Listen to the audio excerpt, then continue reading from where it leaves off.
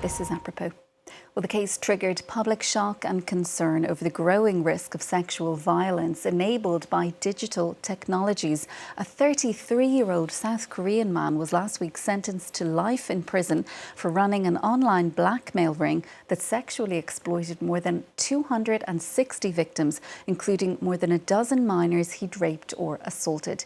France 24's Monty Francis takes a closer look at how sexual predators are using more sophisticated methods to blackmail young women and girls into providing explicit content and coercing other victims into doing the same.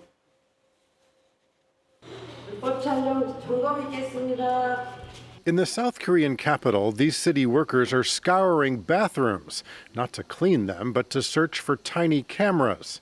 Installed by predators to spy on women as they use the bathroom, the secret images are uploaded and shared across the internet. Molka refers to this practice in South Korea, and more than 30,000 cases were reported in the country between 2015 and 2018, although the true number is suspected to be much higher.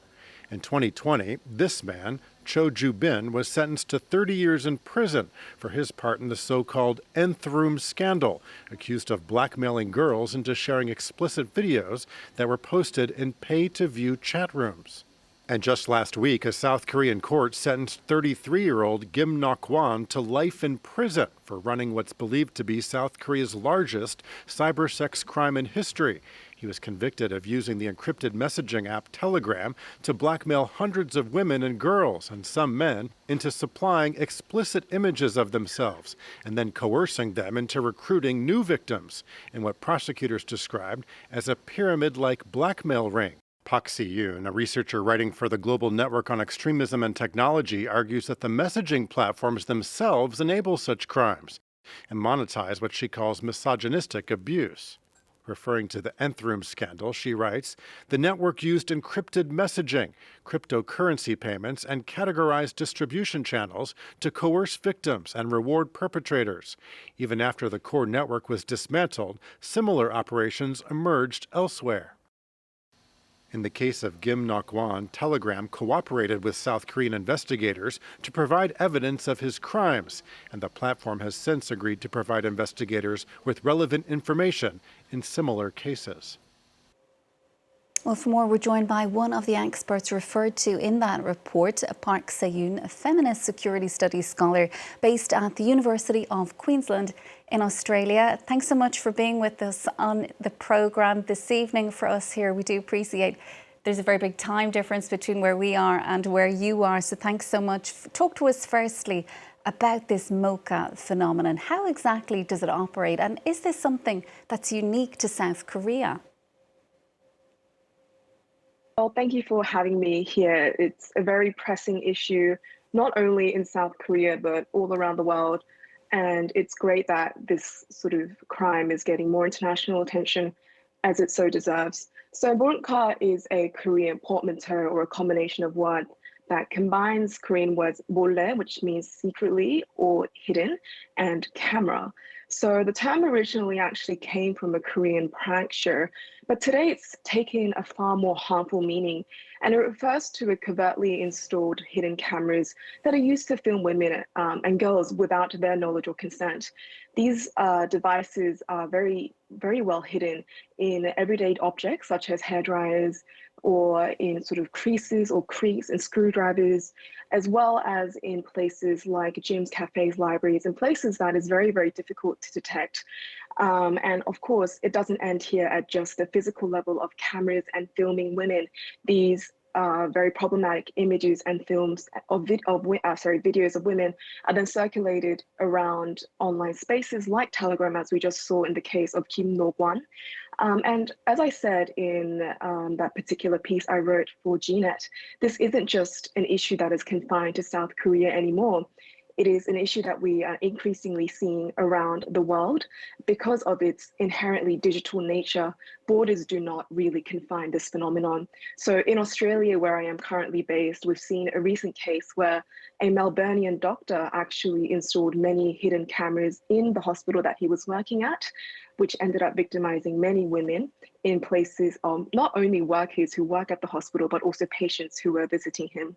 We also have seen similar cases in the United States where hidden cameras were found in Airbnbs, in Japan, where they have a long-standing issue of upskirting or illicit public images that men take, as well as in Singapore and Hong Kong. So you can really see the internationalization of this case that is not confined to the borders of South Korea, but is reaching all around the world, as is the content that is being taken through these hidden cameras too.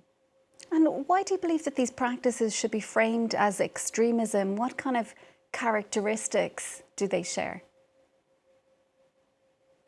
Well, my work discusses these infrastructures of extremism as a type of extremism, as you rightly pointed out, that is not really seen as an isolated incident of crime. And the reason why is because it is ideologically driven. There is a lot of issues around globally, not only in South Korea, around feminist backlash, as well as a rise of misogyny. I'm sure you've heard many instances where the manosphere is being discussed in great intensity, and it is an infrastructure. It is not just one person hiding a camera somewhere or hiding it in their bedroom to take illicit videos. It is a team act. Many people are behind these kinds of crimes. It operates like an industrial pipeline, really, where there is specific hardware, specific networks, specific ideology, all making up this very everyday version of extremism that is everywhere all at once and is very difficult to escape. And you say that this kind of gendered extremism, it's embedded in the everyday architectures of digital life. So how can it be recognized and what can be done about this? Now, that is a very difficult question that I wish I had concrete answers to, but many experts around the world sort of see this issue as something that we need to actively combat against, not only at the digital infrastructure level, because as you say, as we saw in the previous case of Kim Il-won, it is being seen as being disseminated on online platforms such as Telegram, but also just more everyday platforms like X or Twitter as well. And those platforms are so easily accessible by anyone, and anyone can pay in Telegram. And in a lot of these Nthroom style sex crime rings, you often have to pay in cryptocurrency. But of course, these images are then circulated in more everyday platforms such as X or Twitter. So it is a part of our everyday digital infrastructure simply because it is online, and anything posted online, as I'm sure you all know, has a sense of permanence. It is very difficult to remove these content from online, and therefore it is all in the cloud and all very easily accessible. And because of this, it is very difficult to control. It expands and it is replicated, and it is also disseminated at a scale that is simply global and really, really difficult to capture and restrain. And that is why we need greater cooperation with platforms such as Telegram, as we saw in the Kim Il-won case, so that we can combat this, not only at the content level, but also at an algorithmic level, so that people are no longer exposed to these kinds of images or illicit content, and that there is a stoppage at the middle of viewing these networks. And there also needs to be not only greater legislation, because legislation does exist and it's not always effective just by existence, but we also need greater multinational cooperation where these platforms work together in different governments and different jurisdictions so that we can stop this crime from further expanding around the world. And talk to us a little bit about how these digital infrastructures actually monetize this kind of misogynistic abuse. You say that it actually shapes user behaviour and enables harm as well. Yes, so I think this is a two-way interaction, actually. So we see it at the level of someone who is posting this content.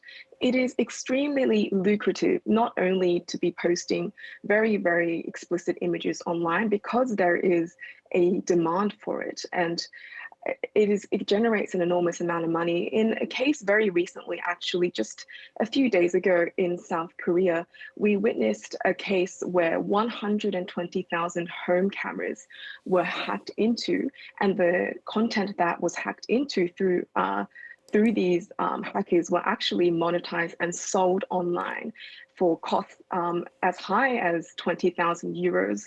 So we see that this has an enormous incentive for people who are planting hidden cameras and then selling this content online, as well as those who are actually able to hack into these systems, even if they do not physically implant these cameras in various locations. But there is also another side where those who are spreading this kind of ideology are able to monetize more and more based on this content because it is very clickbaity, as we say. It is something that is such a hot topic. It is something that draws people in, and especially young men, I believe, around the world are beginning to become more radicalized by this kind of content. And the more lucrative this kind of content becomes, the more serious this issue will persist. And it shapes our behavior purely because we keep seeing these things, and it shapes men's behavior because they are able to understand that this crime exists and that it can be replicated and that it can be monetized online, as I have just explained. But it also really severely affects women's safety and how we feel and how we ontologically perceive what security means to us. So for instance, I think we just saw in the clip that was played previously before I started giving my interview that in many cases in South Korea, when you go to a public bathroom, there are posters at the door of the store where you can see that you can report hidden cameras if you're suspicious there is one there. Or you can also purchase detectors for these molkas. And the issue with this then is that the prevention of these kinds of crimes are relegated to ordinary women like you and I, rather than being held at an institutional level. So it is both about the people that post it, it is about the people that ideologically manipulate these crimes so that they can build more lucrative content online, and also about us, ordinary women, who then become very insecure as in very threatened by the presence of these kinds of infrastructures in our daily lives. Park Se-yoon, thanks so much for being with us. We'll have to leave it there for now. It's a fascinating conversation. That's Park Se-yoon, feminist security studies scholar based at the University of Queensland in Australia.